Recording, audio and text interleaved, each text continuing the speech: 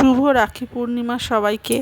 আজকে ঘুম থেকে উঠে সবার প্রথম আমি যে কাজটা করেছি সেটা হলো আমার বাবাকে রাখি পরানো।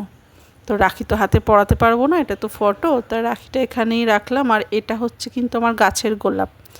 আজকে আমার গাছে 3টে গোলাপ ফুটেছে, কালকে 5টা ফুটবে। তো যাই হোক, আমি বাবাকে গাছ গোলাপই দিই। তো আমার এখানে একটা ছোট্ট সাই বাবার মূর্তিও আছে। আর এখানে আমি ফটোটার ওপরেই দিলাম, পা আছে এখানে, পাদুকা যেটা বলে পাদুকা আছে, তার কারণে গোলাপটা রাখলাম। আর এখানে আমার একটা সাই বাবার ছবি আছে, এটা হচ্ছে আমার দোকানে ছিল ছবিটা।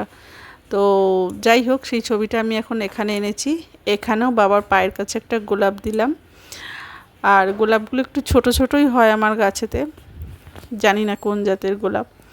তো যাই হোক, রাখি পূর্ণিমার দিনে আমি গোলাপগুলো যে ফুটেছে আর আমি যে দিতে পেরেছি, এটার জন্যই আমি খুবই আনন্দিত। কারণ আজকে আমি আছি আমার বাবার জন্য, মানে বাবা বাঁচিয়ে রেখেছেন তাই, নাহলে হয়তো থাকতাম না, একদিন এমনই সময় এসেছিল।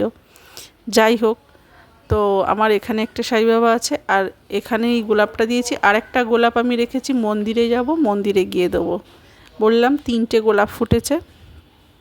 তো আর এখানে আমার একটা সাই বাবার ছবি আছে। এই পোস্টটা তোমাদের বোধহয় আগে দেখিয়েছিলাম। যাই হোক, কেমন লাগলো বলো, আর গাছের গোলাপটা কেমন সেটাও বলো।